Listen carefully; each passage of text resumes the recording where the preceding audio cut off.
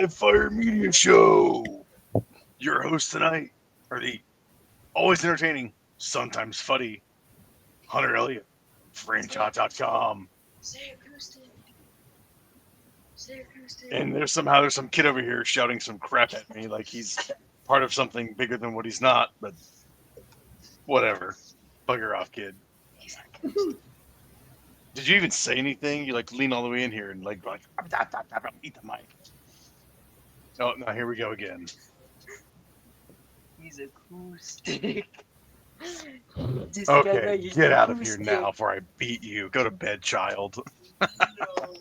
I'm your other would-be host, Dave from High Point. And there's my dog. No, kid, you're done. You're done. You're done. You're done. So what do we do on the show? I don't know. We talk about shit. Dumb shit, cool shit. Yeah, bullshit is right. Bullshit, a lot of bullshit.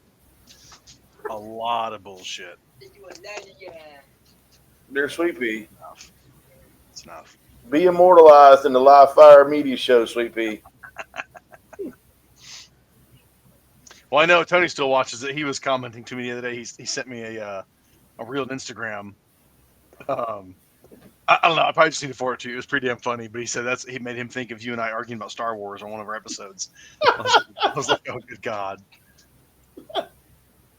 He's a ham. I wonder where he gets that from. I don't know, man. Not me. Uh-huh. Not me. I thought of something real quickly before we hopped on. I'm going to right off the bat hit you with this. If you could have one pistol cal carbine or subgun, whatever, no strings attached, just one, and only one, what PCC or SMG would that be? Thompson submachine gun. Wow, that was quick and easy. God, what? Like I said earlier, see, sometimes FUD. What is cooler? If you say MP5, you're out of here. I'm absolutely going to say an MP5. You are? The Heckler & Koch MP5 is like the baddest submachine gun there ever was. Cooler than the Thompson? Yes. Thompson's badass, don't get me wrong. Thompson's always badass, but MP5, yeah. Let me ask you, just for my reference, what is the MP5 chambered in? 9mm, 10mm, 40 Smith & Wesson. No. The original MP5. 9mm. All right. And perhaps I remember it correctly. What was the Thompson submachine gun chambered in? 45. How many rounds did the H&K hold? 30. How many rounds did the Thompson hold? Original mags? The original mags? I don't think they were 30. They were like 15. 50 and 100 round drums. Those were original. So we got a superior caliber. Oh, my God. It's greater, with over 3 times the capacity. They made, the 50 round drum was more common, but they didn't make Okay, no. Ditch the whole drum bullshit because you can get drums for the MP5. You can get 100 round drums. Well, but what's the standard issue? 30 round mags? No. Was the drum for the MP5 something that was standardized? Like, I have no idea because it's stupid. It's big and awkward. Okay, but 50 rounds of 45 auto is not. It's big and awesome. So MP5. Like I said, sometimes FUD. I got it. 9 thumbs down. Sometimes FUD. Because you know what? A Thompson is cool. I like a Tommy gun. I've shot Tommy gun full auto a couple times. It is badass. It is. But at the end of the day, having a shoulder Tommy gun is shit. It's awkward as all get out. Yeah, it's 45. You just got to be a man. Got to have one of them. No. That has nothing to do with the ergonomics of it or crap. Tommy guns ergonomics are crap. I think you're high. I'm drinking ice water tonight. What are you drinking? Ice water. Cheers. Here's to swimming with bow-legged women. Tommy gun, huh? Yeah, no, it definitely wouldn't be Tommy gun. Tommy gun's cool. I mean, don't get me wrong. Tommy gun also holds a special place in my heart just because it is the hero version of an M41A pulse rifle from Aliens. Funny enough, it was actually going to be an MP5 until at the time in the 80s they couldn't get enough muzzle flash out of the 9mm that the Tommy gun could produce, so they switched the gun over from an MP5 to a Tommy gun. So the pulse rifle was a Tommy gun. But yeah, Tommy gun's like, what, 20 pounds empty? Does the 9mm standard 115 grain ball 9mm ammo? Do they use powder with that, or is it just a primer actuated bullet? Oh my God! Shut your mouth. Or they like if you were to go buy some NATO spec 9mm, does that got powder in it? Like I said, always entertaining, sometimes fun. Right? I mean, you just said it. They couldn't get enough muzzle flash out of 9mm. Mason, hand me that. Okay, but that doesn't take away from the quality of that gun. Is the Tommy gun still being issued and still being used to this day? Mm-hmm. No, it is not still being issued and used to this day. It's still sitting in some departments that are like rusting and just give it here. But this thing is still issued and used today. What is that? Talking about ergonomics. An MP5. Yeah, that's gay. Like, if I were to see that, I know what I would do is I would distract you with full frontal nudity. I just rip my britches down, and you lose all interest in fight. You'd be like, "Look, Peter, I can't wait to put that one in my mouth." Wow, that's how I feel. More like laughing. What the hell is this hill jack trying to do? Hey, long as it works, I'm happy. I mean, that's all that matters in the end, dude. I want to hear that. Turn it off. Huh. Well, okay. Obviously, you know what I would be choosing the MP5 because it's awesome. Dude, the MP5 is the AR in 1911 of subguns. Yeah. The Tommy gun is the Tommy gun. You saying the Tommy gun is like the AR is the AR of subguns. You got the Colt Commando. Oh God. So, I mean, the AR is more straight blowback crap other than the roller delayed precision German awesomeness right here. Yeah. That and 75 cents will get you a Coca-Cola out of drink machine. Like I said, always entertaining, sometimes fun. Yeah. You ought to recognize that the Thompson submachine gun is by far the superior weapon. 9. I mean, 9. When they called it the Roaring 20s, it won't because of anything H&K made. Yeah, H&K didn't exist then. What? Yeah. So that makes HK's a damn. The ordinance isn't still around. Oh, I'm sorry. You're talking about car arms. That's like saying Springfield Army is the same Springfield Army, dude. It's not. That, to me, it makes HK like a DEI hire. They're like, these stupid Germans, we better give them something to do or they're going to try to pick another race and exterminate them. Oh, my God. I'm telling you, man. It's just. I mean, I get it. You could show for like 1911s and 1911 companies all day long. I get it. Did you say shill? Okay. I'm finishing up the review on that High Point thing. A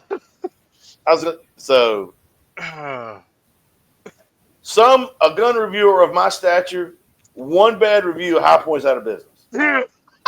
Y'all are like selling off equipment. You're laid off. Charlie Brown's in there beating on you with a hammer. Man, you're so defensive. That sounds awful like a shill. I don't even think you can spell shill. I put the wrong with glue, man. I tell you. Oh God. Oh, that hurts. That's funny. Yeah. Well, so I had to have my little kitty cat put down today. Yeah, little Shug, man. She's been diabetic for probably 6-7 years or so. Yeah. Like when you can give the cat shots like daily or weekly or something? Twice in the morning. Once in the morning, once at night. Oh, shit. Yeah, and then every 3 months, she would go to the vet and get her glucose levels checked. Right. At first, when she was diabetic, they put her on insulin, and she would go like every 2 weeks. But once we got her blood sugar managed, she would go every 3 months, every 6 months, and they would do a glucose curve on her, right, and then adjust her insulin based off of that. And she had just had a glucose curve done a couple months ago, and we adjusted her insulin up 1 unit because her blood sugar peaked at 256, which is not bad. But Dr. Ansetti said he really liked the blood sugar to be 200 or lower. Right. Anyway, but you know, Well, how much I can think like for my dog, it's always pretty simple on dog food I give him. So like, are you giving that particular cat a specific food to like help with that, or just yeah, well, alone? I did. There's a company called Waruba, and they make a cat food with no carbohydrates. Okay. And so I actually did a YouTube short about it, and I put her on that, and for like 3 months, and she went back for a glucose curve, and I was able to reduce her insulin by a couple units. Damn, that's cool. Yeah. Then, but you know, she, like, I fed her yesterday at 8:30, and she's great. I fed her. I give her insulin, and then you know my mama moved over here by me, so like I would feed little Shug on my screen-in porch, and I'd leave the door open. She would leave my house and go straight to my mama's, and mama would feed her. You know, but we're both feeding her the same food. Okay. But what my mom would do is she would mix a lot of water in with it. Okay. So you know she would stay real hydrated. Right. So she went over to my mama's and ate again. And mama said, you know, she was acting completely normal. She had just had a glucose curve done. She had a checkup a couple months ago. She was actually doing really well. She was now jumping on the couch. And anyway, she was doing better than she had in the past probably 3 or 4 months. She had really kind of snapped back. Right. And mama called me. And usually she's around my mama's porch all day. And then my mama kind of feeds a little bit all day. And then nighttime, she comes home.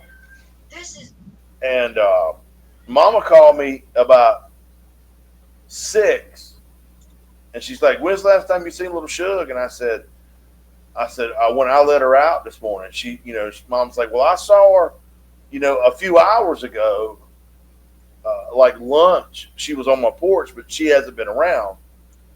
And I said, "Well, I don't know." And then, so mama goes looking for her. And anyway, long story short, my mom finds her in the yard, just laying in the grass, looking around, like chilling out, like she's done 1,000. Like she would get off my mama's porch and she'd go lay in the grass in the yard, just look around, you know, just chill out under the silver maple.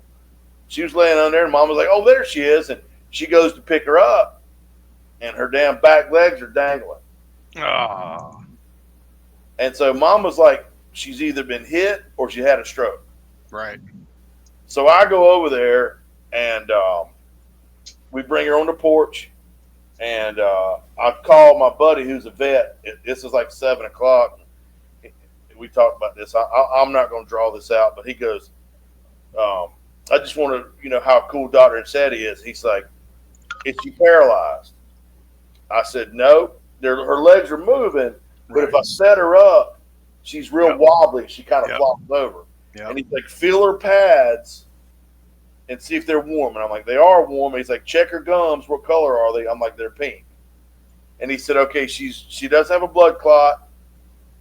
He's like, "She's probably hypoglycemic." And so when your blood sugar gets high or really low, then you can lose control of your extremities. And so he's like, "Take her inside, try to get some food into her, keep her warm, monitor her. If she doesn't get any worse, bring her to the vet in the morning. I'll meet you, or we'll open early." And I was like, "All right." And so, you know, I'm taking pictures of her and I'm texting him. And right. Anyway, I rub some honey on her gums, and then she eats, Dave, and she perks up. You know, she gets more, like she was real, like she was drunk. Right. But I rubbed the honey on her gum, alert, and she kind of perks up. She gets, but when she stands up, like neither one of her back legs were cooperating.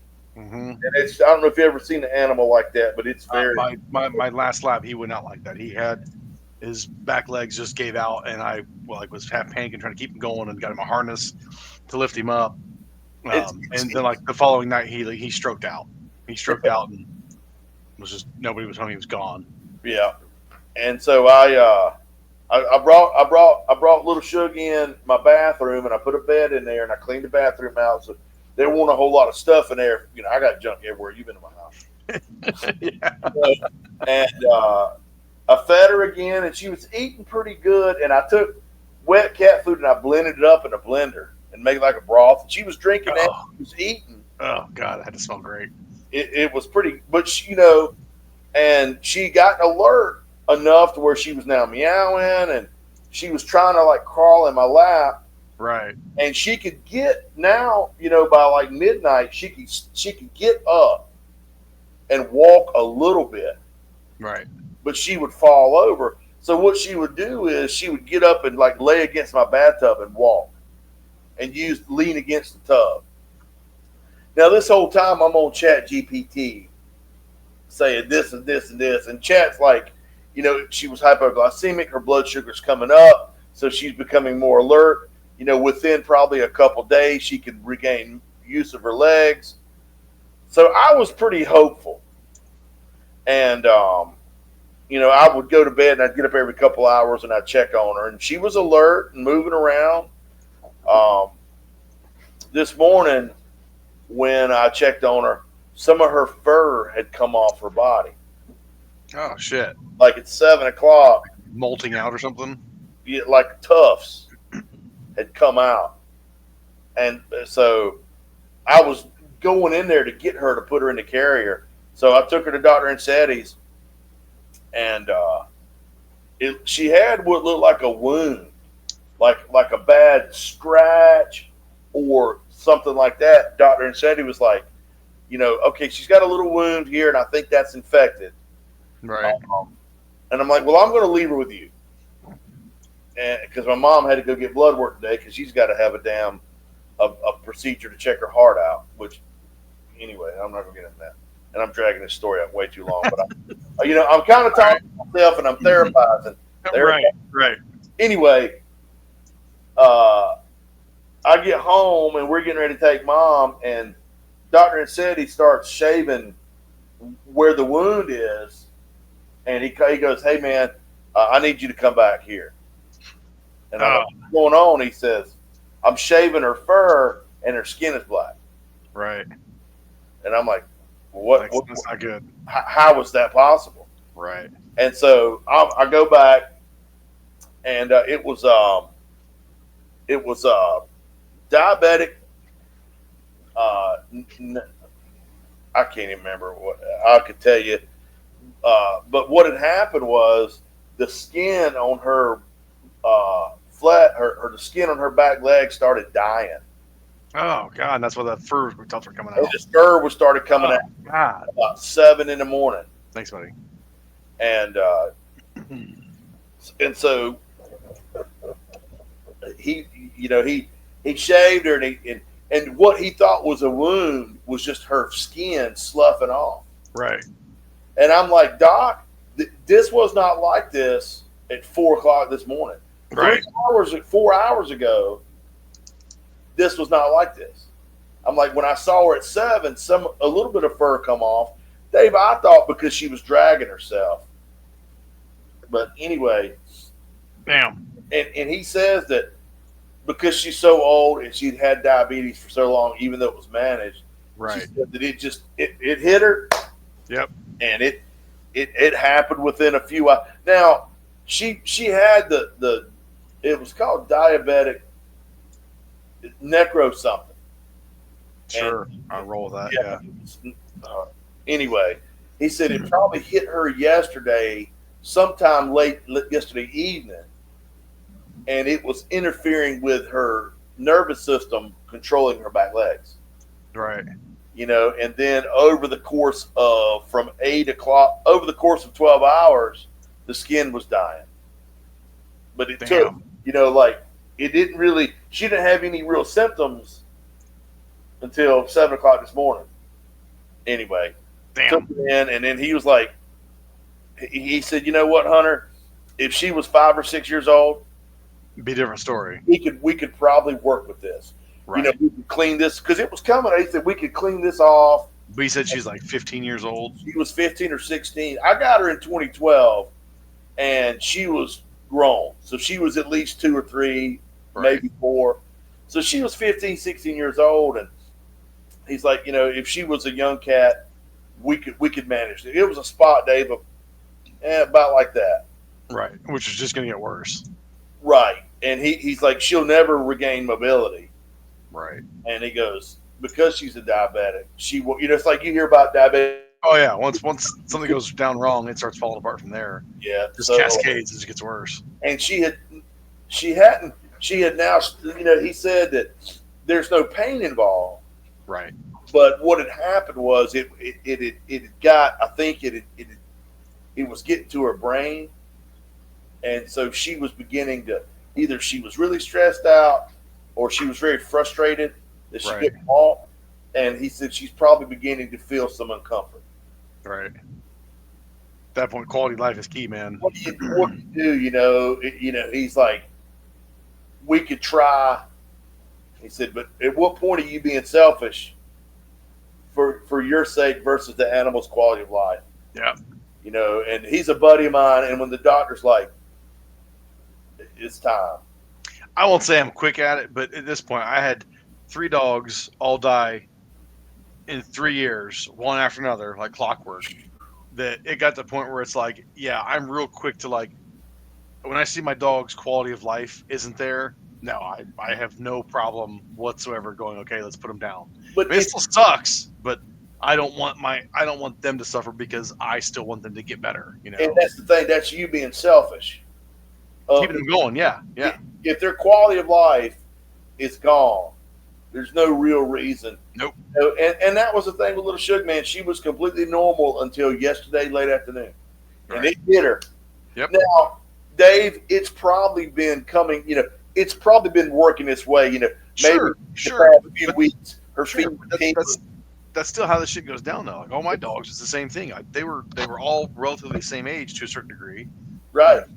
And it was all like all of a sudden like that. It was like, oh shit, like what the hell's going on here? Within 8 hours, same shit happens with people. I mean, we do the same shit.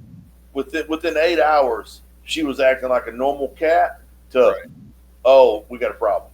That fast, man. Yeah. Because when I talked to Barbara, she's like, yeah, she came running up the steps. Mama feed. She had a little bench on her porch. She said, little Shook come bounding up the steps. I put her food on the bench. She jumped up there and ate and jumped down, and I loved on her. She was walking around the yard, went to use the bathroom, and she said she was acting completely normal. But anyway, I'm not going to drag on about that. Hell, I spent 10 minutes.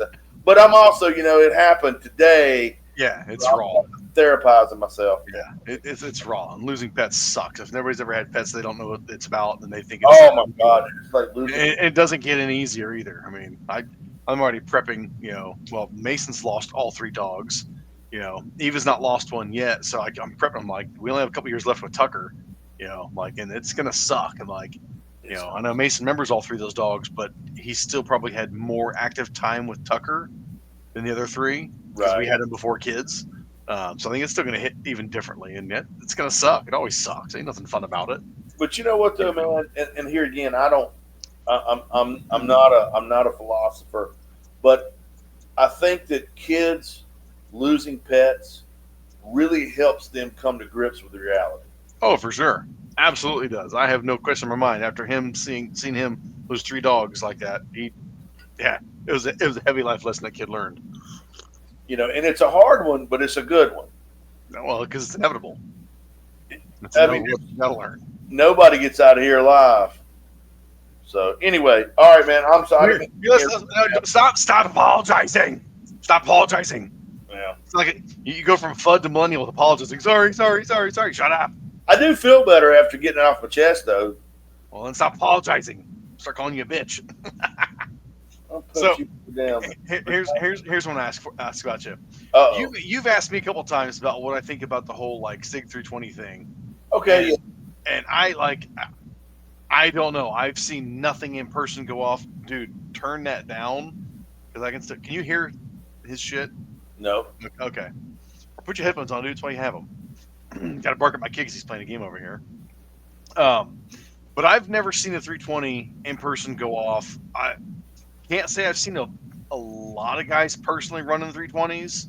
I mean, I know a handful.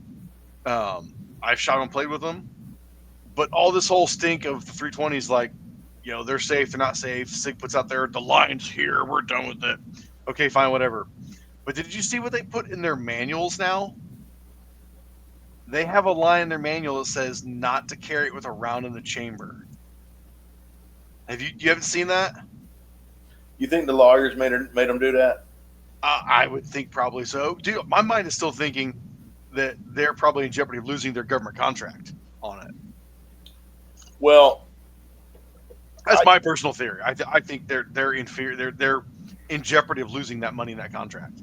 I did a video about it, and I had I think I told you we talked about an acquaintance of mine as an instructor. Yeah. And I think he dabbles in gunsmithing. Right. Nothing super heavy duty, but he had a theory about the sear and all that. But I've had a lot of comments on that, and people were like, this is a problem. You get the people over there defending SIG, which is fine. Yeah. Here's the thing. I don't know. No, nor do I. The guy showed me a couple videos of SIGs going off in the holster with nobody touching on right. YouTube. Right. What I did do, and roll, whoever listens to this, roll your eyes if you want to. I had a P320 that I really liked, and a P365 that I really liked, and I sold both of them.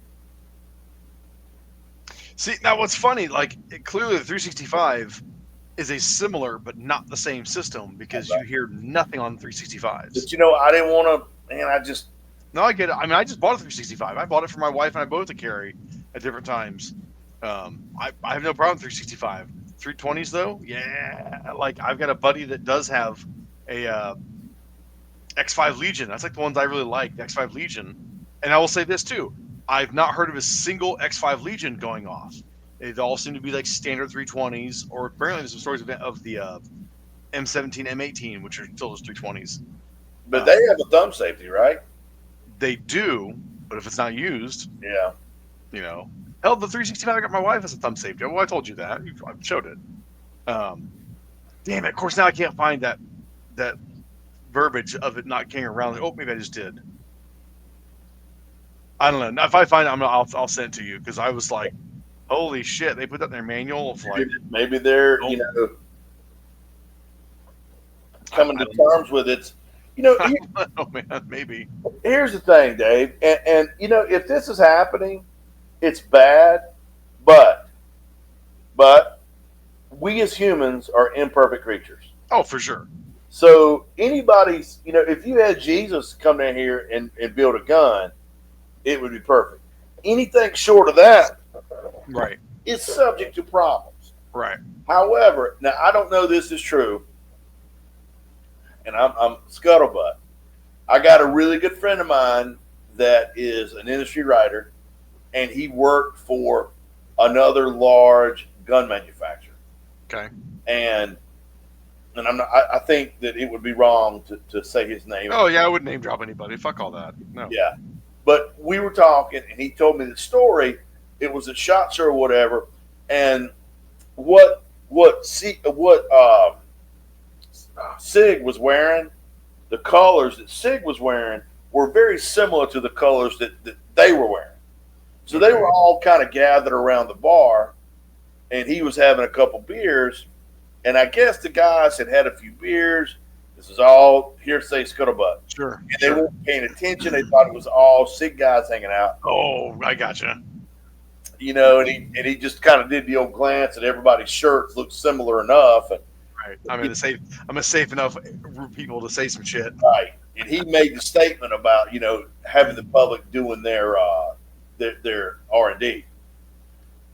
That line. Because you've heard people say that. Oh yeah, it's a running joke that they were beta testers for them. Right. And he kind of you keep hearing.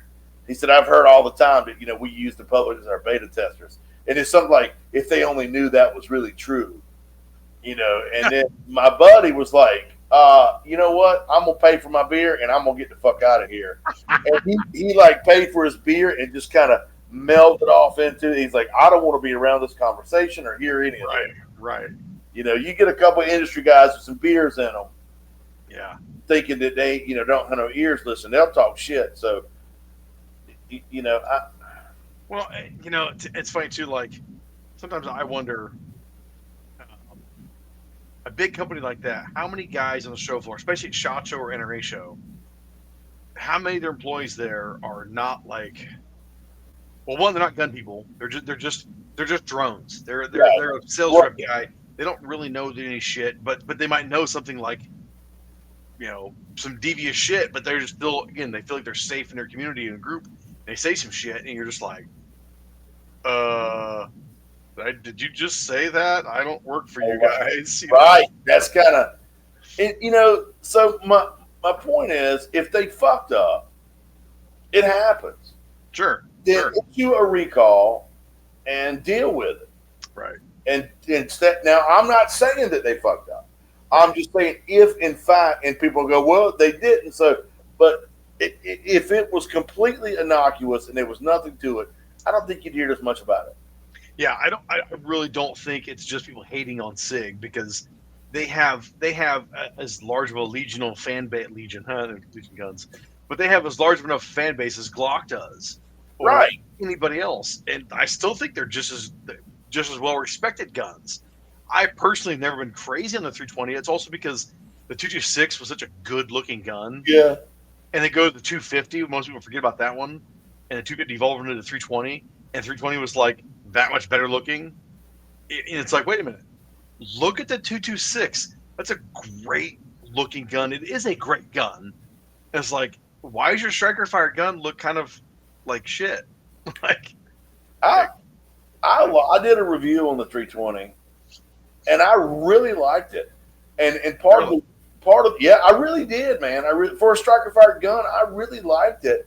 I actually took a class at SIG Academy. Well, I guess I'm talking like visual aesthetics alone. I'm talking just in visual. Right. I think the 320 is like, it's like as bad or as boring as like Glock's squareness. Like, sure, it's not a visually appealing gun. I get that. When you come from the 226, sure, that's a great 226 is like a 1911. It's a classic looking gun now. You say 226, people know exactly what that looks like. Right. Oh yeah. No, I mean, I kept that the P320 I had. I reviewed it, and then during the review, I got the opportunity to take a 2-day class at SIG Academy. I remember when you did that. Right, and they were furnishing P320s. Right. For the class, and so I called the people up at SIG, and I'm like, hey, I got this class coming up. I'm reviewing a 320. Can I just bring mine and shoot mine? They're like, yeah, fine, I don't care. Cool. And so, like, it worked out great for me because the 1,000 rounds I put through that thing in the review, 900 of those SIG paid for. Right. Because, we did a class, and we were just out. I mean, they had ammo cans, state on ammo cans full of 9mm. That's so, awesome. I took the whole class with that, nary a hiccup, nary a problem, and I kept that because it wasn't a pistol that I was in dire love with. Right. I kept it in my nightstand, loaded with one in the pipe. And it lived there for years. And I would take it out every few months and I would shoot it. I never cleaned it. It never malfunctioned. It never misfeed. I really liked it. And for years and years, it was loaded. And it never gave me a second's. But when all this brouhaha come about, I'm like, I don't want to sound like a dick. I'm like, I got too many CZ pistols that I like better. It's all right. That I took those two. I took the P320 and the P365 and sold them, and then put that money toward gun fund. Right. And I'm like, I get it, man. I get it. But I hope whatever it is, I hope they get it worked out. Yeah. Or if it ain't nothing, I hope the truth comes out. Be that as it may. That's the only downside in my mind. I think there is something because there's just too many stories. Too much. Don't get me wrong. Yes, well, I think that there's a mass shit ton of cops that are incompetent with their gun. Absolutely, we know there are. We know there are. How many of them shot themselves in the leg with a Glock? Right. So I do remember hearing that when Glock back in the day was really pressing that. You hear the news stories, and I remember people going, "How the hell are they doing that?" It's like thinking. I remember as a kid going, "Well, I don't really know shit about guns, but I mean, it's like if you put your finger in there, it's pretty easy to do it." And this isn't coming from the old school double action revolver where it's like 14 mile, people. right in a mile long pool. Right. It's like, which I think that was a lot of it too. So yeah, I don't know. I don't know. It's interesting. But seeing the fact they put a thing in the manual, I'm pretty sure it's the manual. I could be wrong. That says don't carry one in the chamber. It's like, I try to tell people, and I do not mean any disrespect to law enforcement because I back the blue, but not all law enforcement are experts in firearms. experts. Right. Not all of them are thoroughly trained at all, and that's not necessarily their fault. I mean, most of the time they get their own training. I may have told this story. If I did, I'm sorry. I'll keep it brief. I was at the range that I'd been a member for 100 years, and I was out there, and my father had given me a Savage 110 Tactical, and it was a 308 bull barrel, free floated stock, and I mean, it was supposedly Savage was marketing this at local SWAT teams. Okay. You buy the rifle, you put some glass on it, and you're good to go. And it was as true Savage form out of the box. It was a half MOA rifle. Right. And so, I started hand loading for it, and then we glass bed it. We glass bed it. I took it to the gunsmith, had some work done to the bolt, had the bolt face true, had the lugs lap. Just all these little cool things that you do. And I was at the range, and I had developed a 168 grain Sierra Match King load using IMR 4895, and I was shooting five rounds at 100 yards, inside your thumbnail. Nice. Now, in all fairness, I had a dumb Leupold Hubble telescope on that thing. It was I don't remember what Leupold it was, but it was I guarantee you it was something like an 8 to 18 by 50. Right. At 100 yards, you could, made in the USA on the bottom of the target. So I remember I was out there, and I had worked up my ladder loads, and I had worked up loads I was varying the powder by about a half a grain, 10 rounds, 30 grains, 10 rounds, 30, and I'm making that number up completely. Sure. I'll keep it in memory. And then I was experimenting with a case overall length, loaded to the book, and then I was going up every 10 thousandths until it touched the lands of the grooves. And I remember my first sets of ladder loads was shooting MOA, and which my father told me, he said, "Son, you can get two rifles, and they can be a single serial number apart, and right. one is going like this, yep, and one is going like that, and they may not like the same shit." Yep. And he's like, so that's why you got to, you're chasing that. And so I was out there and I was shooting MOA groups. And then, as I got done with one ladder load, I made my notes. I'd clean the rifle, I'd swab the bore. And then anyhow, and I remember, and then there was three guys, and they were there, and they were law enforcement because they had a damn FBI haircut. They were not FBI, but they had their FBI haircut. They were young, and they were well built, and they were wearing Smedium t-shirts. Right. They were Smediums, yep. And they had their duty belt on, and they were cops, and anyway, and they were at the range, and they were just practicing. And they had, I don't know what they had. It was a really nice rifle. It was probably like a Remington 700. Maybe a Sendero or something like that, something nice. Department rifle is what I was told. Yeah. And it was a 308, and it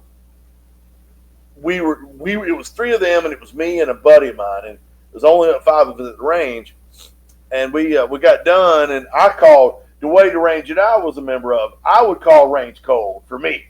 I'm like, hey guys, I'm cold, and so what that would let them know is I'm ready to go check targets. Yep. Whenever you are.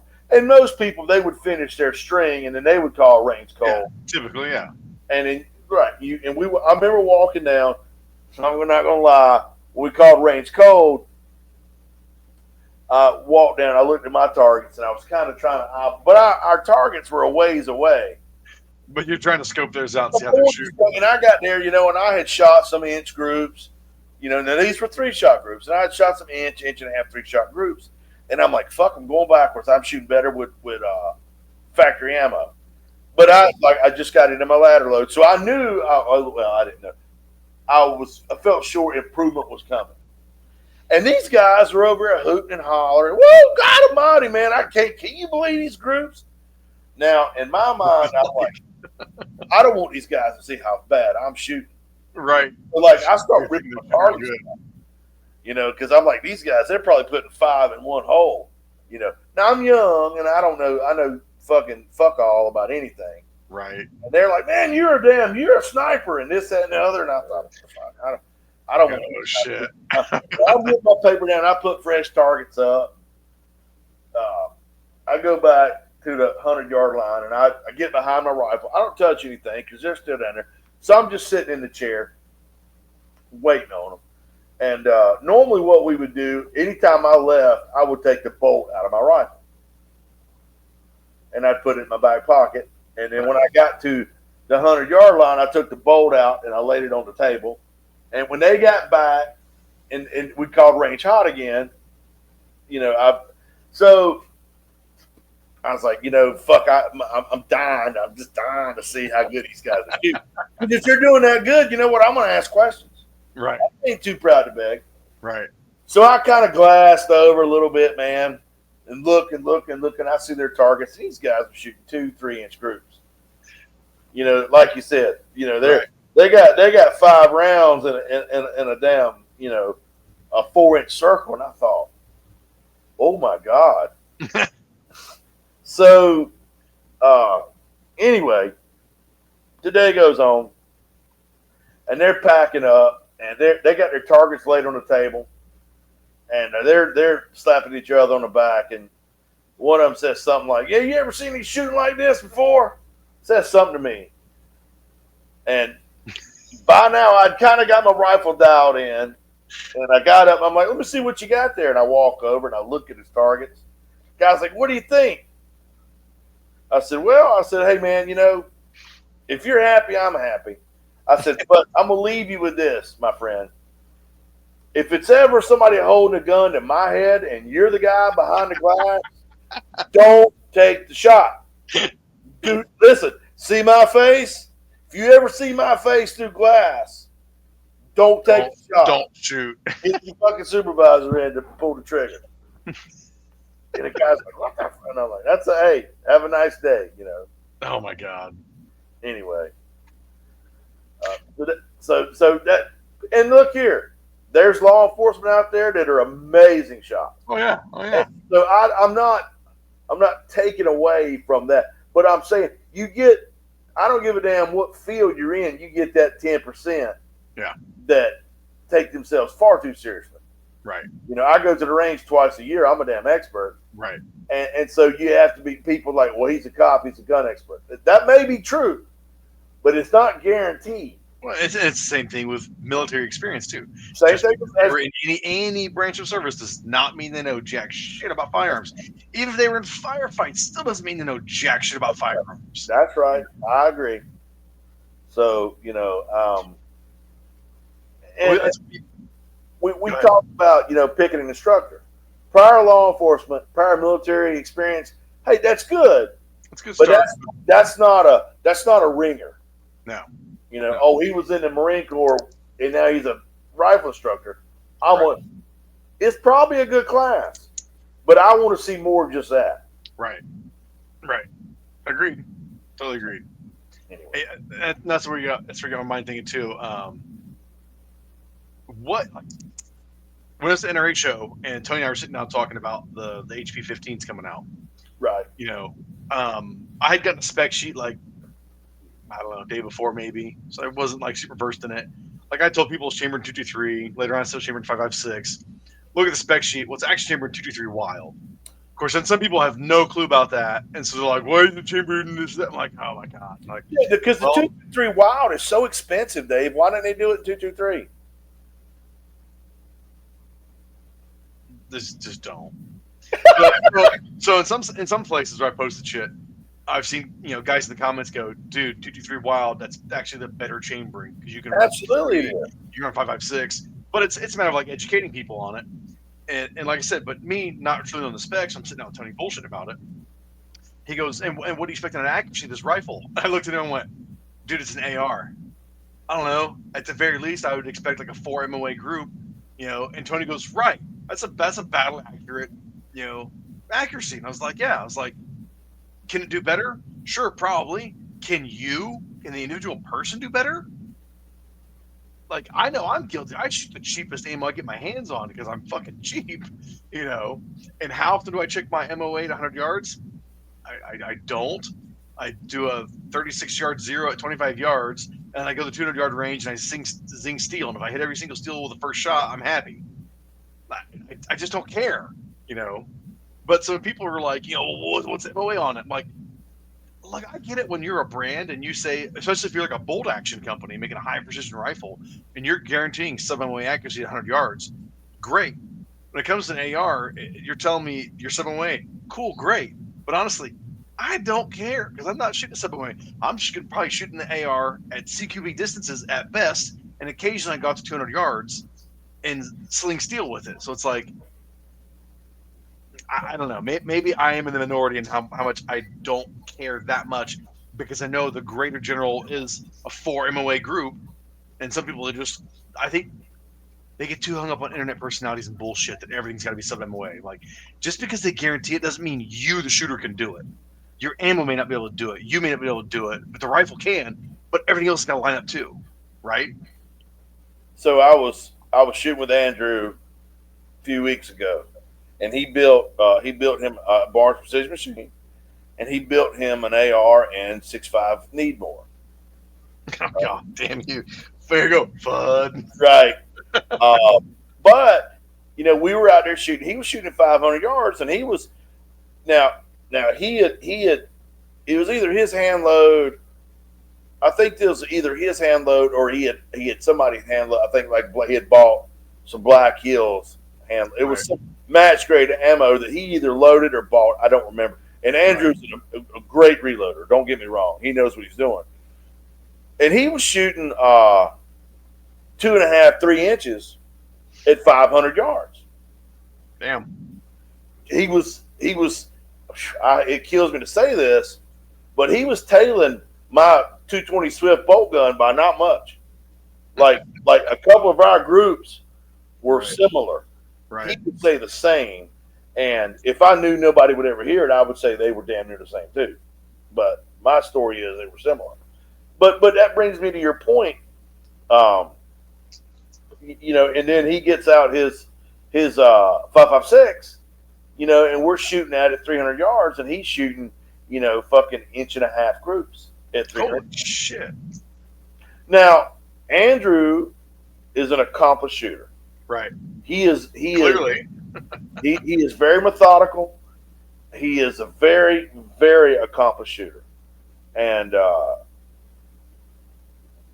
but so and I expect an 1.5, 2 inch groups, an 1.5 group at 300 yards, a nice rifle should be able to shoot that. Right. With good ammo, and so we were shooting, and we'd gotten done, and I was like, "When are you going to market your 6.5 Creedmoor?" And he's like, "Oh, it's coming up." And I'm like, "Let's do a short. Let's do a video short." Right. He's like, "All right." So we start, and I'm like, I do myself. Hey, this Hunter Elliott wrench out. I'm here with my buddy Andrew Barnes Precision Machine, and he's debuting his new 6.5 Creedmoor AR. And I'm like, we were out here shooting 3 inch groups of 500 yards with it. And Andrew's like, stop, cut. He's like, we're not talking accuracy. And I'm like, what the fuck, man? That is amazing. Why? He said, no. He said, because here's what's going to happen, Hunter. He said, because it's happened to me. He said, right. I know the rifle can do it. Right. You know the rifle can do it. I'm like, I filmed the rifle doing it. He said, but, you're going to get some Yahoo that buys this rifle, and they put a damn 3x9 Simmons on it, Mm-hmm. and they go and buy the Winchester, super cheap 6.5 Yeah, white box. Yeah, white box shit. white box, the cheapest they could buy Yeah. with a bullshit optic, Yeah, and they probably don't know how to shoot, and they probably. get up here 500 yards and they can't print, or they're shooting 3 inches. Right. Now, here's what happens: they gonna call me on the phone, Yeah. and I got to hear about how shitty my rifle is. Yeah. And so he goes, if you want to talk about rifle, he said, we can shoot under a minute. He said, if you want to say he was printing under a MOA, I'm okay with that. He said, but you're going to caveat that, or I will. And I did. I'm like, and hey, we were out here shooting under an MOA. And Andrew's like, we did, but it was with professionally hand-loaded ammunition, Right. with good, clear optics, and good fundamental marksmanship skills. Yeah. And he's like, so that goes back to what you're saying. Just because the rifle can do it, and maybe Doesn't mean shit. It's like the Wilson Combat Super Grade. You can order that, and it'll guarantee shoot, a half inch at 50 yards or something. Right. Who the fuck can do that? I know. Robbie, Jerry Mill. What? That's the next thing that rolls into then. Like how do you? It's funny. Like we're all talking heads and bullshitters to a certain degree. It's like, what point do you stand and say, well, I'm X level good of a shooter? I don't fucking know. I just know some shit that I've done. I'm not going to brag to you about it. I'm going to tell you that I've made hits with an AK with a red dot at 600 yards before. I had a damn good spotter, okay, walking my shit in. But beyond that, like I was just looking up I've got this glass board behind my monitor here. In 2011, I was the Shooting Industry Masters. Hornady had a side match set up. And I'm pretty sure it was Neil Davies with Hornady. It was his personal rifle. I know Neil. You know Neil? Okay. It was his personal rifle. It's like when 6.5 Creedmoor was like, well, I'm guessing in 2011 it was like super new. It was like an up and coming thing then. Right. Because I don't know shit about 6.5 Creedmoor long range shit. But anyways, it was his personal rifle, so I'm sure it had a really good Leopold or something else of that equivalent on it. And the whole objective was, it was this company had this target system. So they'd get instant feedback, tell you what you're doing. Oh, yeah, I remember that come out. You had a little, you would shoot, it would print the screen. We couldn't see the screen. We were just shooting. They would see it behind us. So you got your 1 round to test the rifle, and then you got 3 rounds to make your shots. And in the end, I'm looking at this right now. At 300 yards, I shot a 1.04 inch group and beat everyone that day. It was like 200 people. I beat them all with that group, and the guys cheered holy shit loud when I did it. And I was like, what? Because up until that day, I'd never shot over 100 yards. Wow. But I just did basics, trigger control, breath. And the fact I could see different flags at different distances watching the wind took my time. I mean, I don't know how long I sat there. It's probably too long. But the other thing was there was a guy before me earlier in the day who'd shot like a 0.6 or 0.8 group, but their system only recorded 2 shots. And this guy swore up and down he fired 3, and they were kind of pissed and didn't believe him. Now, again, what did you win out of this? Nothing. Right. Nothing. What I did do was I goofily kept one of my brass and made Steve Hornady sign my brass.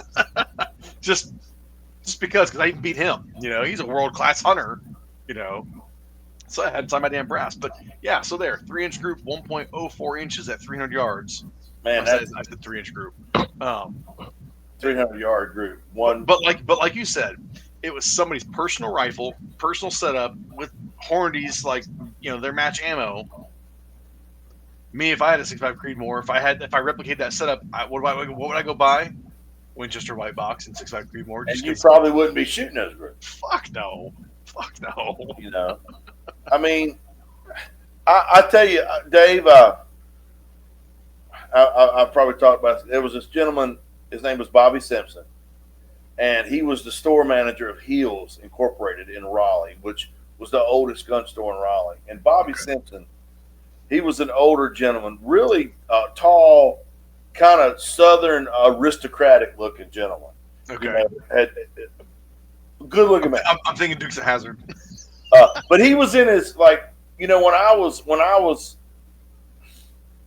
he was in his probably mid 60s when I was probably in my 30s.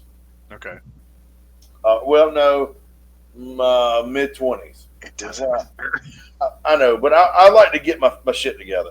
And I had, you know, for when I moved into my house in '98, my father gave me a Hornet A lock and load, a single stage reloading, whole shoot match, no pun intended, for my housewarming gift. And then he had kind of got me into precision shooting because my father was a phenomenal marksman. And then Bobby was a dyed-in-the-wool, full-reel bench rest shooter. Like, you know, he had rifles that were valued at $10,000. Right. You know, and he had shit in like 6mm PPC. He knew reloading like nobody's business. And so Hills was like, it was a gun store, man, but it had like an old potbelly wood stove, and it had the carpet was wore out. It was a wood building, you know, and like the glass cases were wore out and scratched up, and like all the gun racks, like, you know, you go to a gun store and you see all the gun racks, all those gun racks and shelving and everything was just wood fixtures from like the 30s. Right. And it smelled of pipe tobacco. Right. And you know, and you walk in there, and I guarantee you, it's who's who of the shooting world in the RDU area.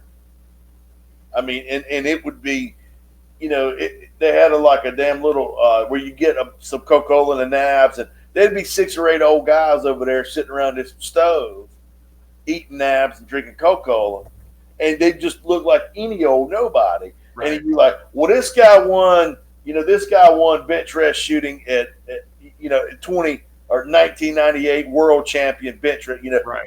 They were shooters. Yeah. But it was one of them like old school places where you could go and sit and hear and the real deal guys. So I had me a little green notebook, and I'd always go, and I bought all my reloading shit from Bobby, and I had my little green notebook, and I'd go in there and I'd ask him questions and talk to him, and everything he told me I'd write down. And he took me shooting one time, Dave, and he had this rifle, and it was just phenomenal, massive rifle, all polished stainless steel. I mean, and it had a damn Leupold like 35 power. So it wasn't a variable. It was like a 35 power, like, you know, 60mm objective lens. Some, you know, back then it was probably a damn $3,000 scope. Right. And it was chambered in 6mm PPC. And I remember it was a really weird cartridge. And I sat down with Bobby, and I watched him shoot 5 times. And he said, "Now check out my group, son." So I won't spot him, and I glanced over to the target, and there was one hole in the target. That is a weird round, by the way. It is. Short case, big around. And the only role it serves is shooting accurately. I say, it's a hair shorter than a 223 overall cartridge length. But it's not a game cartridge. It's not good for anything other than shooting. So I said, Bobby, I said, brother, I think you pulled a couple down. And he's like, he said, no, I didn't. He said, there's 5 rounds in that target. I said, I see one hole. They said, that's exactly. And so he said, now what? And his spotting scope was like a 60 power spotting scope. So he said, now I'm gonna want you to watch this target. Now he let the rifle cool down, and he shot, and it was a hole in the X at 100 yards. Boom, it was a hole. And I'm like, well, you're dead on. And he said, now just watch. And every time he would shoot, all I could see was the little paper around that hole would flutter. Right. And so he said when they would go shoot bench rest matches, you had your target, and then behind it, a foot behind it or whatever, was another piece of blank paper.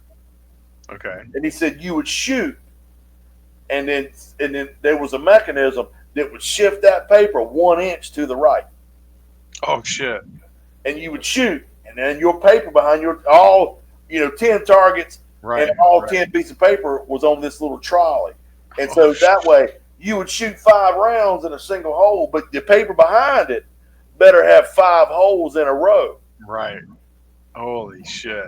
And I mean, it was, and it was serious. And so that is serious. But it takes, and now this man had honed his craft for 50 years, Dave. Oh, for sure. And so it takes that kind of person to exploit, right, a hair's breadth of accuracy. But you got to talk about shooting an inch group at 300 yards, and I'm like, I have, and see, that got me into, I wanted to be a reload. I wanted to shoot bench reps. So I had at the time what I thought a bench rest rifle build. And, right. And it was nice. I mean, it was a nice rifle, but I shot a couple local, like, bench rest informal matches right here. Right. And I was always, if it was 10 of us, I was 9 or 10.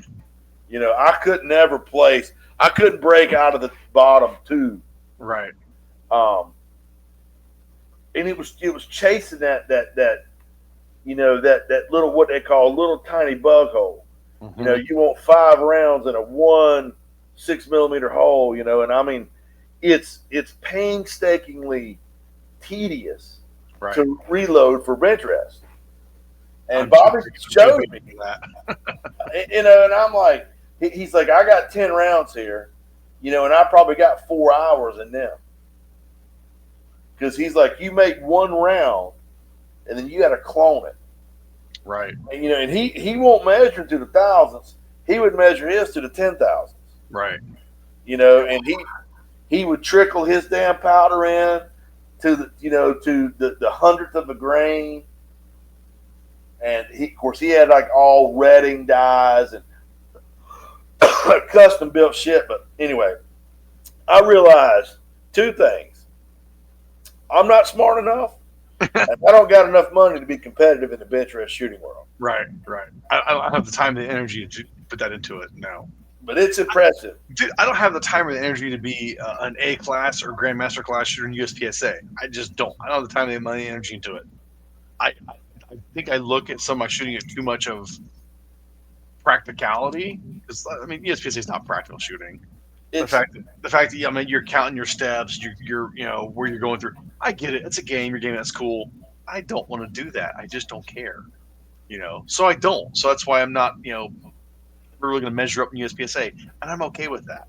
I go there to shoot and have fun. Right. Actually, I'm kind of backed off from it too, just because. All right, so it's 5 to 6 stages. And on average, 30 seconds a stage, and you're out there for 8 hours. Right. I'm like, I'm kind of like, don't get me wrong, I have some friends I like shooting with, people meet out there, but it's like, I'm kind of over this. It's a long day. I grab a couple buddies, I can grab 6 guys, and we go together and build a stage and modify after we run it a couple times, and we ran through more ammo in less time and did more shooting. I'm like, right.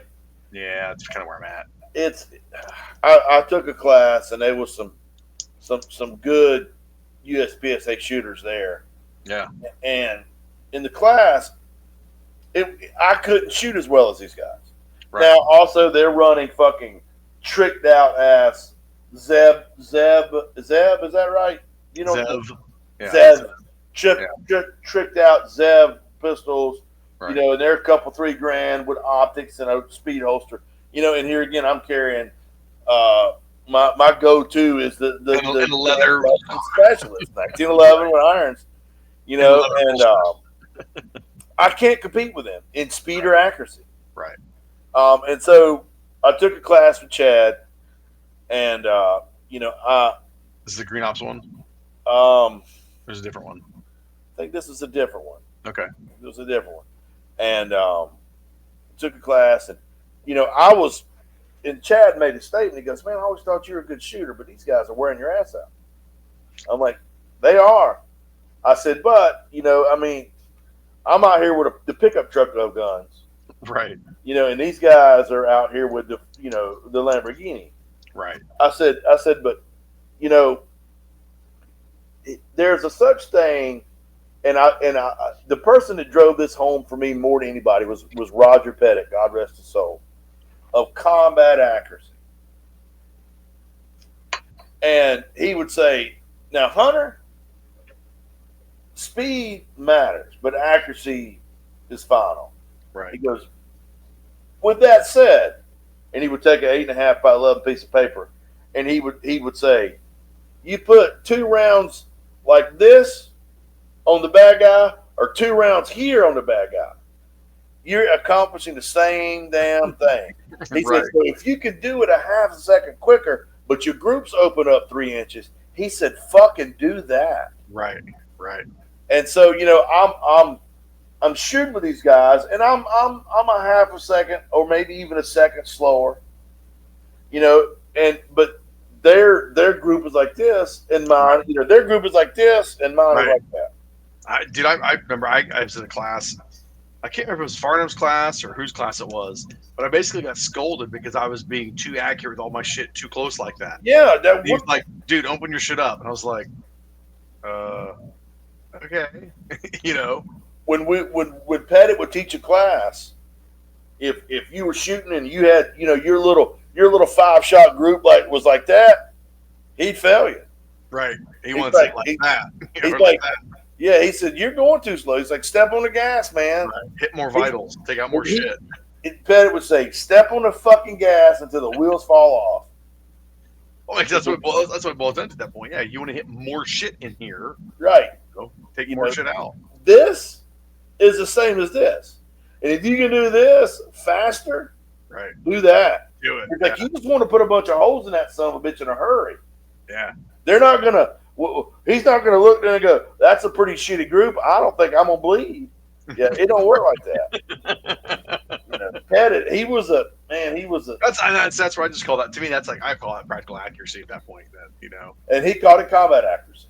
That's why I say, like, when I do my goofing off at 200 yards, I know I'm hitting the target, and it's like, do I know where I'm hitting him at? You know what? I kind of don't care. If I hit him in the fucking hip, well, it probably took his ass to the ground. If you hit somebody with a 5.56 at 200 yards, right, they're a casualty. Well, I think the first time I took a class of Achilles Tactical, I think he was the first person I taken a class from where he actually had us focus on the hip shots, hitting dudes in the hip, hit them in the pelvic bowl. What's that? The pelvic bowl. Yeah. He was the first instructor I personally had that had us do that shit, and I was kind of like, yeah, it totally makes sense. Your job is to end this motherfucker or get them down to the ground, so fucking volley that shit into there. You shoot somebody in the pelvis with a 45 auto or a 9mm. Or a 223. It's going to cut the fight right out of them. There's, and I'm not taking away from the people that are amazing shooters. No. There's some guys like Mark Rettle who shoots for Colt, or Alexa that shoots with Alexis. There's a bunch of amazing shooters out there, but also there's so many keyboard commandos though that they know will listen to is the absolute fine, single hole all the time shooters. It's like, but can you do that? Like, I get it. You want to praise that, cool, but can you do that? What can you do? Can you hit the broadside of a barn with your shit? Because sometimes it's pretty questionable. My father would always say, he goes, he said, I don't care how good you are at something, son. There's somebody better. Oh, yeah. Always. He said, the trick is don't ever start a fight with somebody they can whip your ass. Right. Figuratively speaking. So, am I ever going to get in a gunfight with Jerry Michlik? God, I hope not, because I'm fucking doomed. Latham, Max Michelle, yeah. Right. Max daughter. Michelle. God, what a machine.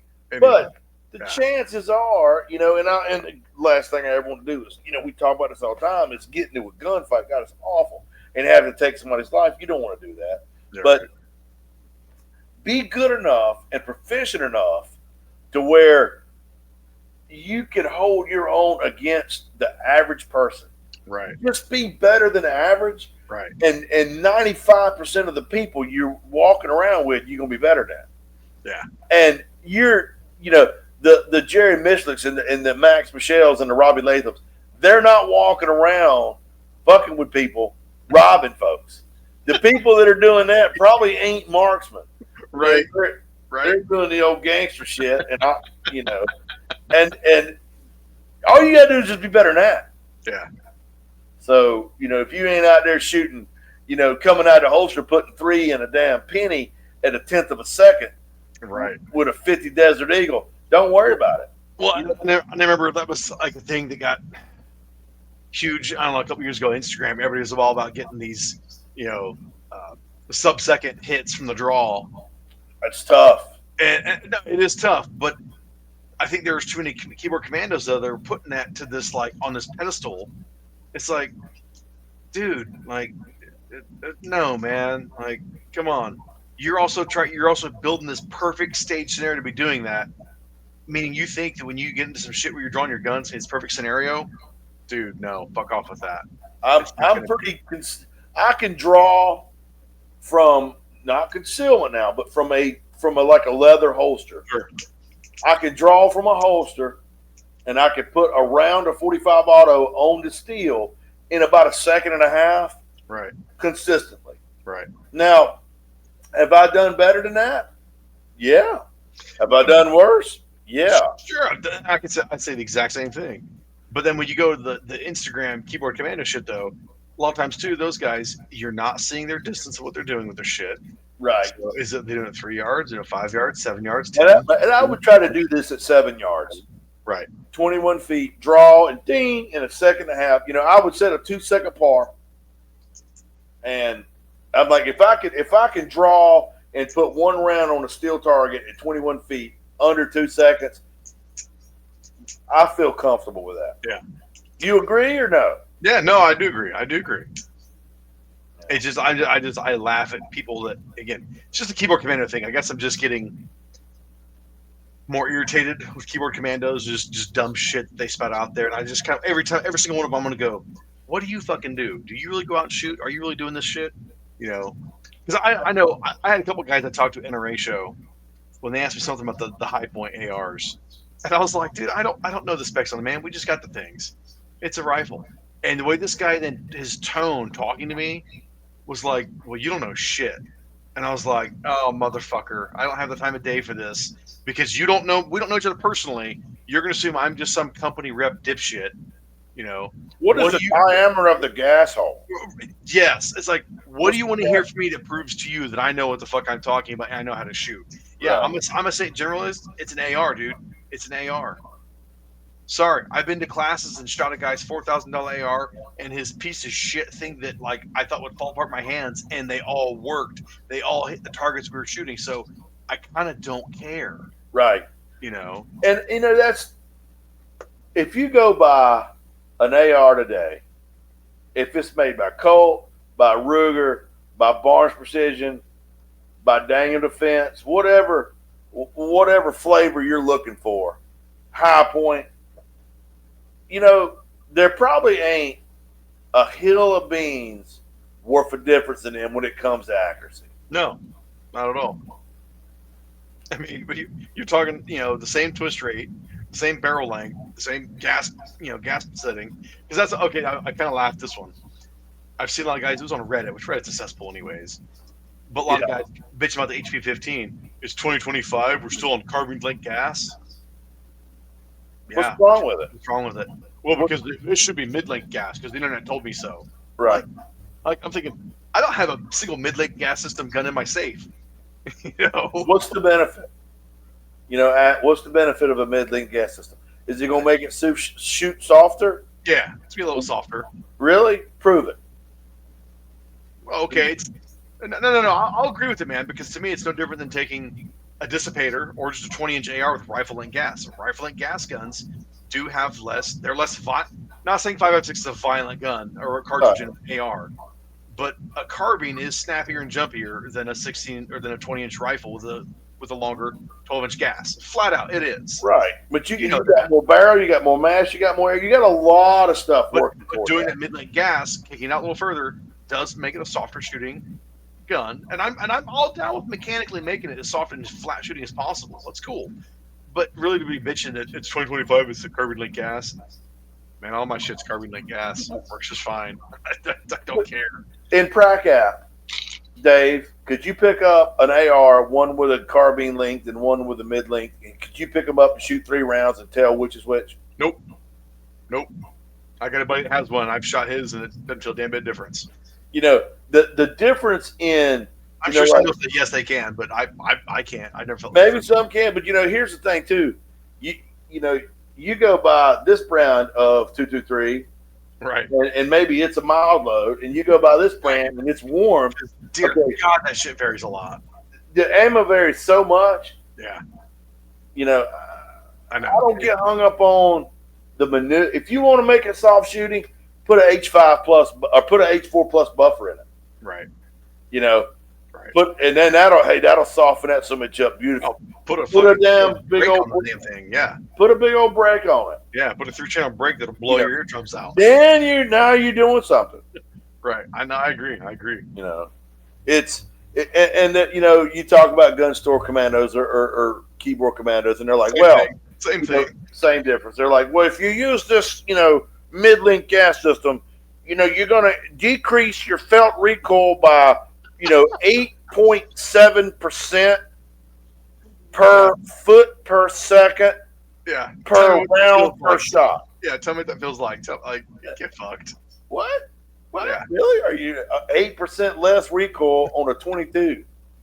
I know. That's how stupid this shit is. Some people, man. It's kind of like the main existence of the internet. How much more dumb shit is continued on because of the internet because of shit like that. I think that people that argue that probably aren't shooters, but they can argue something and regurgitate some facts, yes. And now they sound like an expert. Yeah. Well, it's like I laughed a while back when I posted some photos of my my heat gun, my 733, that I got the upper from TNTE, the 11.5 shorty.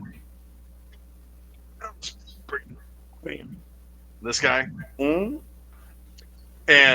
I threw it out like in the retro group, and the amount of comments of guys going, "Holy shit, you shoot yours?" Like, yeah. You guys don't? I'm like, oh my God. I'm like, fuck, man. Blew my mind thinking that most of those retro guys, they're building these specific retro guns and then don't shoot them. But what good is it? Right? I mean, like, okay, that's for this thing. Does this look like the gun from Heat? No, because I put a prism on it and I put a flashlight on it because I want to actually use it. Right. I don't want to just shoot fucking short A1 iron sights. The hell with that, man. I want to make it a usable carbine to me. This thing is awesome. But it's never going to be valuable more so than what it's worth. You're like, oh, I built this retro heat gun and I never shot it. Well, damn, that something's got to be worth $10,000. No. If it was an original Colt Commando in the Cosmoline. Yeah, and there you go with the Radian Raptor charging handle too. I think we already been through. We ran around last time on them. Then. Oh yeah. I remember. On why the mil spec is honestly just fine. I was having a little mezcal then, and I got carried away. Yeah, you did. Yeah. I love to vent though. We got done with our little podcast, and I said, I felt like I just had a massive bowel movement. This is great. I'm gonna take a shower and go to bed. Oh my God. I know. Well, I love to illustrate my feelings where you can understand what I'm driving at. Does that make sense? Makes sense. Have I told you today how much I love my '89 F350? Oh my God. Let's see, what else can we talk about? Let's see the show notes here. I just had to get that off I had to put a power steering pump on it, and here you go. Here, no, go ahead. Don't let me interrupt you. I'm gonna cut you off on that shit. I know you don't, but then I had like 10 seconds. In that fucking truck. Camera. So literally this week, I pulled my camera out and hit you some shots of the HP15. Turn it on, and the big view screen, it flashed like some of the settings around it, and it just went totally dark. I'm like, battery's dead. Yeah, I was like, well, shit. Here's the problem, though. Well, I pulled the camera out of my bag, and it was only on position. So I was like, oh, shit. I left it on, drained it, obviously, I'm sure it has an auto shut off, but it still just drained it. So I was like, okay, I'll grab my other battery.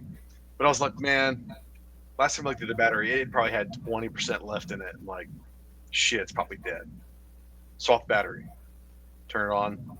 Same thing. Flash of some of the screen and then total black. I'm like, all right, well, that sucks. Plug it in my studio area, sit on my phone, scroll for 20 minutes, think, we'll get a little charge, see what we can do, see if the being plugged in will give me enough power to run it. Turn it on, same thing. It's like, damn, I would have thought it still would have fired off being plugged in, but I guess not, because shit, it has nothing to do with that. Because like this thing, I have a dummy battery in it, so having a battery and having it plugged in is still not enough juice to make it run. So I was like, okay, I'll take it back to my office, plug it in, work on some other shit. I'll come back down, shoot photos later. Sitting there, several hours go by. I was like, oh shit, and look at my camera. Turn it on, nothing. Fuck, man. Like, did I really kill my Sony? Something jacked up with it. Start Google searching it, and people talking about different things being wrong with it. And they're like, yeah, it's probably your sensor. It's like, pop your lens off and just hit the shutter button, see if you get the shutter to cycle. I was like, all right. So I do that. I'm like, what the hell? I was like, what's going on here? Hit the play button and like a quick flash. I'm like, oh my God. All I do is hit the damn button. I swapped it from the small viewfinder to the large viewfinder. Like a point and shoot. Yeah. Yeah. I was like, son of a bitch. What an idiot. Well, it's because I was outside shooting HP-15 lifestyle shots with my FJ last week. And because it was so damn bright, I couldn't see the bigger screen. So I was going to the eye and totally forgot it because I just don't use it very often like that. I was like, God, man. You want to talk about camera stuff real quick? You're going to have to cut an edit. I'm going to walk and I'm going to take 10 seconds and I'm going to go get something. It's going to blow your mind. Blow your mind. It's not going to blow my mind, but go get it. I'm telling you. Now, I'm going to argue it's not going to blow my mind because I know how much you can't stand that I like using Sonys and you're a Canon guy. That's right. And Canon's fine. Nothing wrong with Canon. My camera right now is a Canon camera. I just was early enough into adopting DSLRs that I made the choice to jump ship to Sony, and I have no regrets. The Sony takes amazing shots. Not saying Canons can't, but I wasn't involved in the Canon that much, so it was like, screw it. Now's the time to jump to it, because if I don't, then I'll buy lenses for this thing and then be staying in the Canon ecosystem, which would be fine. I really didn't care. The difference is I was upgrading from a entry-level body to a professional body, and that's the difference. I could have done Canon and it still would have been the same effect. I've been like, wow, maybe I should have, but I didn't. So I keep rocking my Sony, and you hate it, and I like to screw with you on it. I like it fine, but you never see. It's not what you do. What'd you pick up? Man. So I went and bought a Canon 5D Mark IV. Mm-hmm. And that is a true Jesus Christ 11 to 24 non fisheye. Good God. It's an 11 millimeter lens and it's not a fisheye. Damn. And it is. I was shooting with it. Yeah. And it's corrected for distortion. So unless you get real close, it doesn't distort. Okay. And the field of view with a full. Now you put this on a crop sensor, it's 11 millimeter times 1.6. Okay, so I this is where you're going way past my knowledge, man. All right, so real quick, like a rabbit. Crop sensor thing, I've read it, the crop versus full frame, but when you talk about a full frame lens on a crop sensor, I get lost in that shit. So it's real simple, man. It like if you got a 10 millimeter lens on your full frame, right, it's 10 millimeters. If you put a 10 millimeter lens on your crop, you have to multiply it by 1.6 for Canon, 1.5 for Nikon to get your true. And here's why: because your sensor is smaller than the amount of information the lens is transmitting into the camera. So essentially what you're doing is you're cropping the image and blowing it up. Okay. You know, like if you're on Lightroom and you crop the image and when you hit done, it blows the image back up. Right. So you're zooming in by cropping. And that's essentially what you're doing with a crop sensor. You're zooming in by cropping. You're just cropping on the sensor instead of in Photoshop. Right. But the widest lens Canon made forever for a full frame was 18 millimeter, which is equivalent to an 10 millimeter on a crop sensor. Okay. But I bought this bastard, and I mean it's. Let me just. No, I get how massive that thing is. Jesus. I got my damn. I mean, it is. You want to see something weird? Look at the big old bulbous glass on the end of it. I don't know if you can. Yeah, that's what I run. Yeah. But it's it's considerably shorter.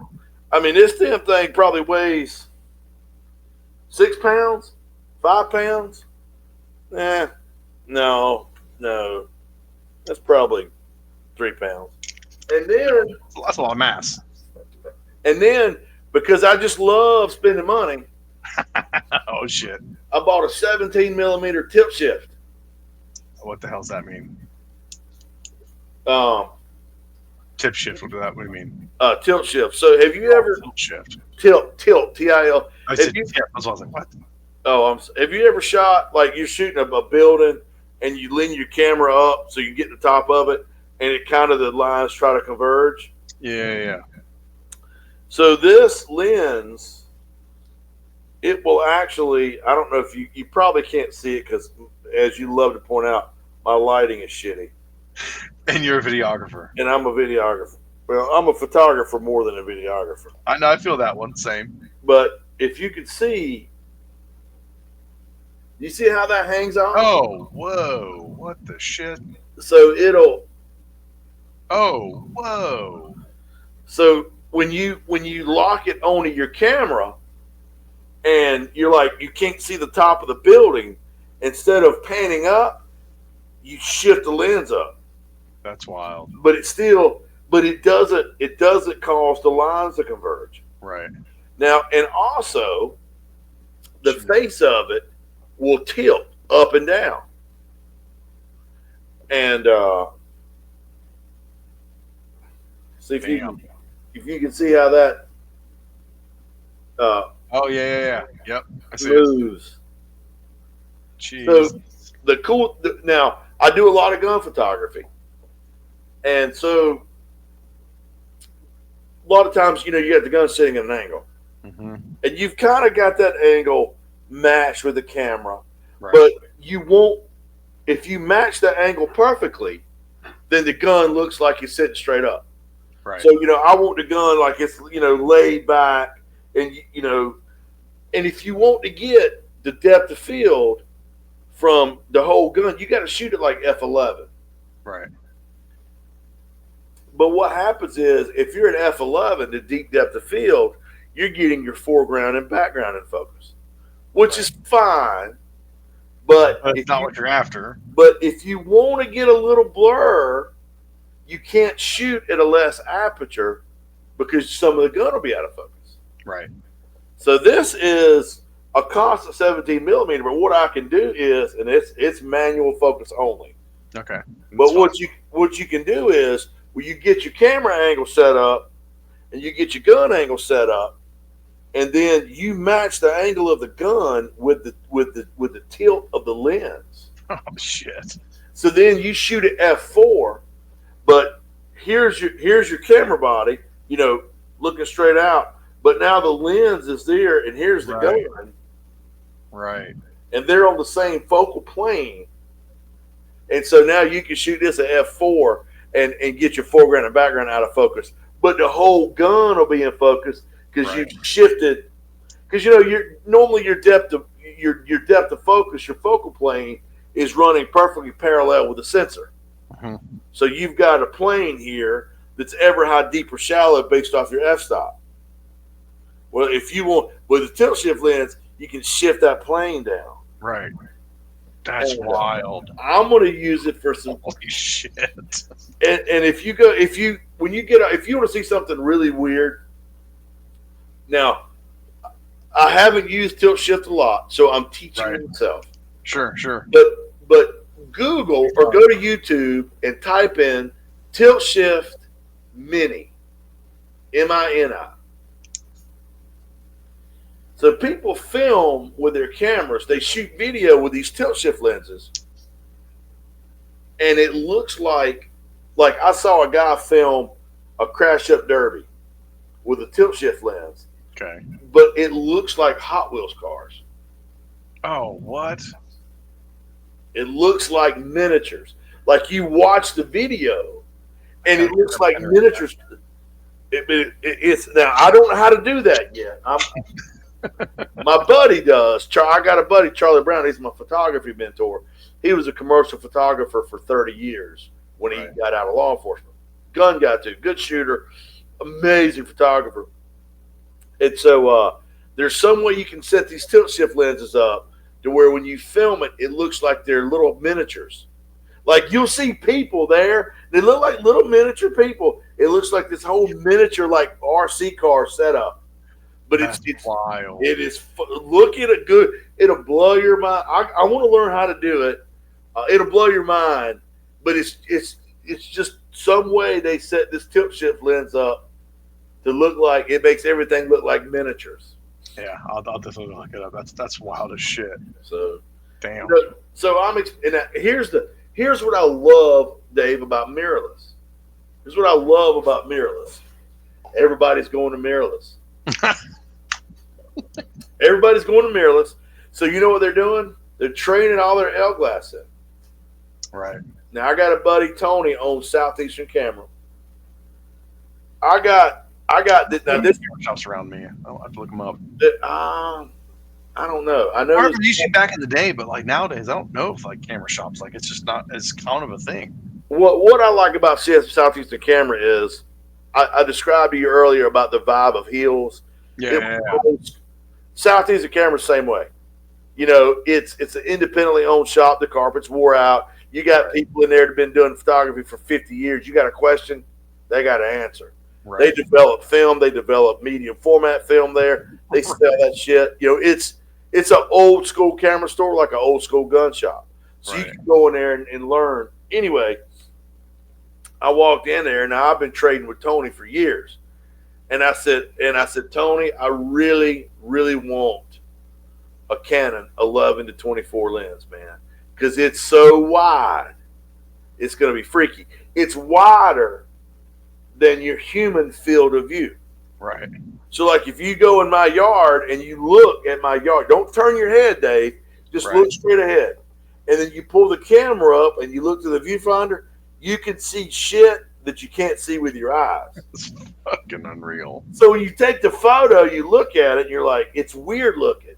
Yeah. Because you're like, panoramic look.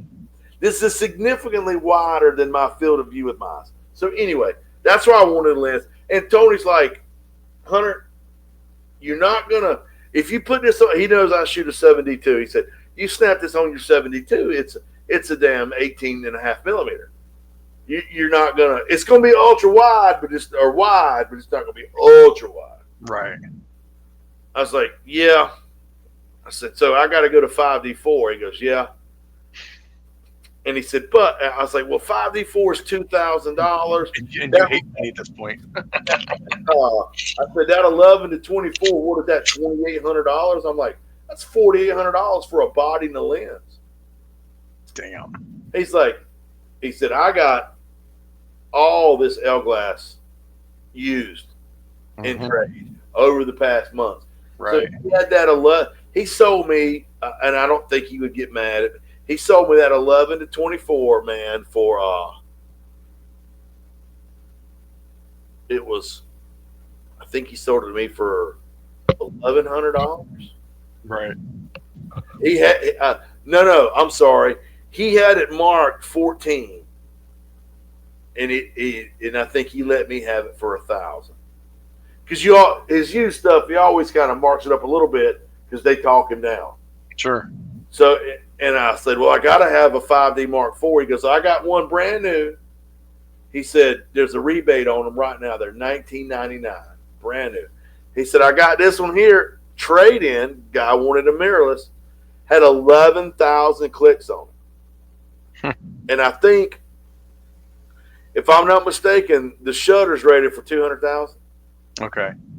So he goes, you're 7% into the life of the body. It's like, I'm gonna let you have the body for $9.99. Holy shit. And I thought, well, damn, I got money to burn. You know, when you quit dropping the Ford. And so, And he flips me off. What the hell? he's like, are you still firearm photography? I'm like, yeah. I said, I know where you're going with this. I said, Canon makes a 24 tilt shift, 24 millimeter. He said, yeah, I've got one for $600. And he said, but I got a 17 millimeter tilt shift, Gen 2. He said, I got it listed as 13. I'll let you have it for I think he sold it to me for $9.99. Damn. For that. And that damn thing right there is like $2,500, Brent. He's like, and he had a case of like, and here's the thing, Dave, these were still in the box. Wow. The only thing that still went in the factory box was the body.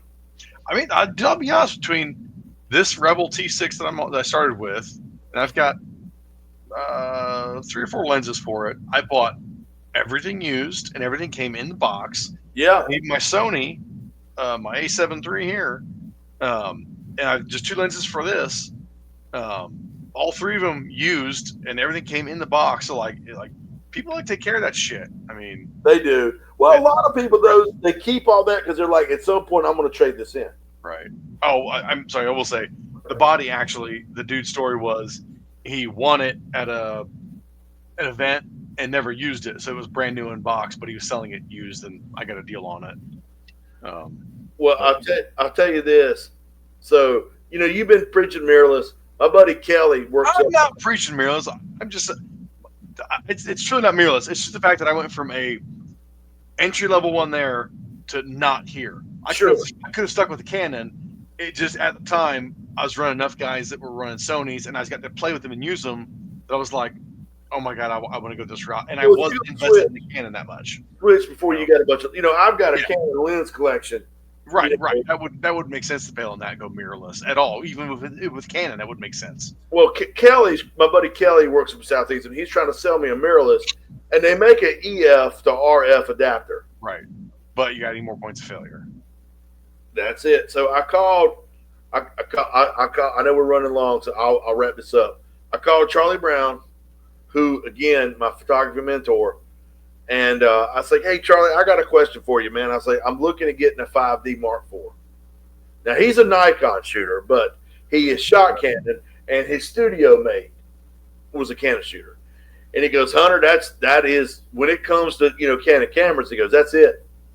Because they're not making cameras anymore. Everything Canon's doing is, they're not making DSLRs anymore. Right. It's all the R series mirrorless. And they're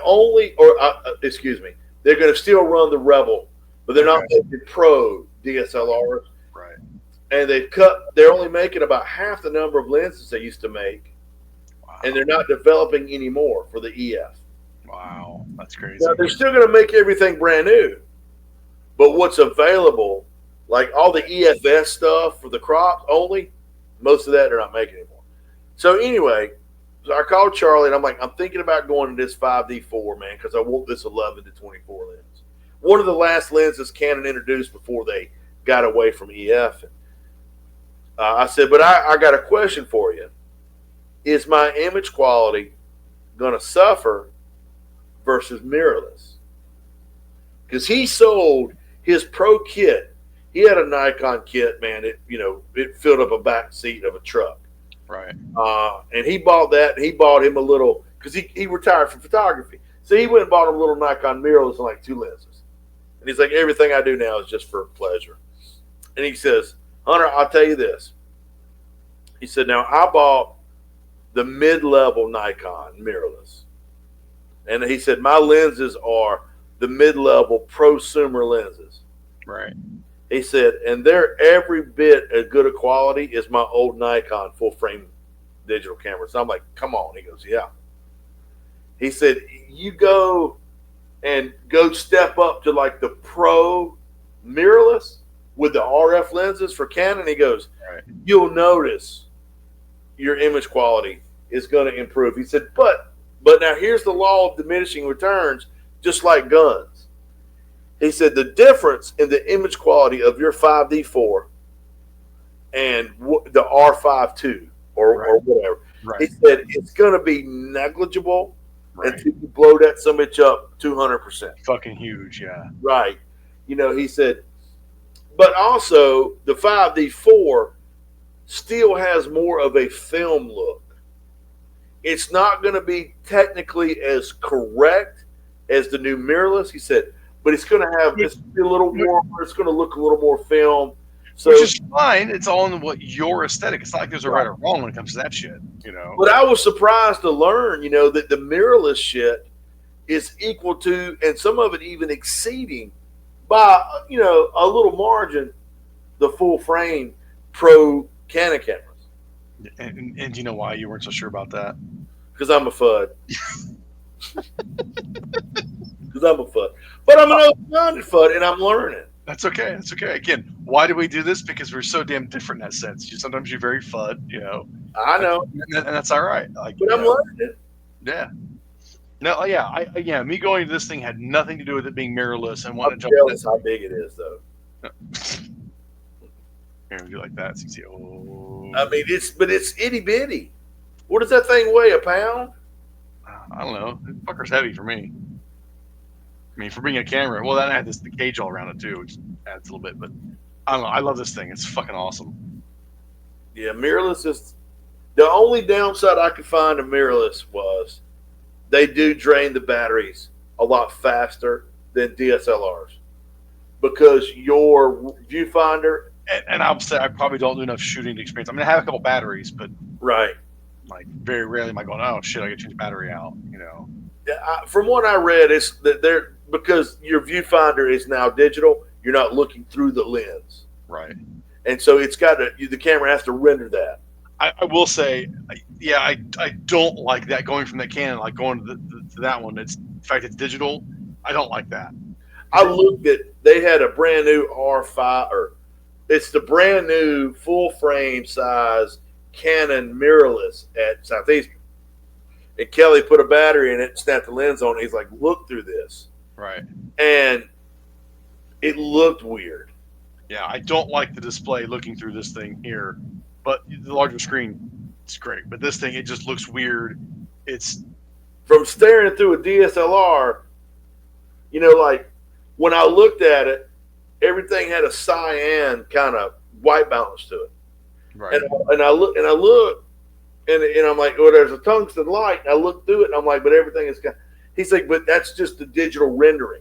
Right. You know, you don't go off of what your white balance is. You don't do that with this. I said, but when I'm looking through the lens, it still trips you up. I know that what I see is what the sensor is going to see when I mash that button. Right. So, you know, I'm FUD. I'm old school. But look at right. I'm able to fucking get nice bodies and beautiful L glass for cheap. Yeah. No, that's awesome. So anyway, I didn't mean to blather on about that. No, you're cool. But we'll call it that, and we'll wrap it up from here. Hell, it's an hour and 44 minutes. You believe that? Oh, it's easily done. Yeah, I'll say this. We get to talking, and I mean, I enjoy our conversations. I learn a lot from you, and if without that timer, I'm like, fuck. I bet we've been on the computer 45 minutes.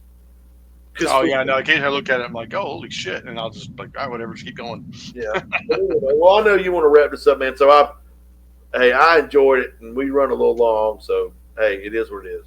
That's right. It is what it is. So where can we find you? Oh, ranchout.com, baby. Links to everything, and mine's as easy as well too. It's Livefire. I can never fucking remember because I'll use the website for dick. Livefire-media.com. There it is. But the biggest cool thing is we are on Apple Podcasts. We've got 4 episodes uploaded. I jumped ship from one app to another, and it's been really easy to get on Apple, which that was a big key point thing to me. Downside was I didn't cancel the other service before my next billing cycle hit, so it was like, fuck, there goes only $20. Like, whatever, shit happens. You tell me a check for $8. Shut up. All right, that's it. So until next time, man. I appreciate it, man. I thoroughly enjoyed it. Peace, man. Later, brother.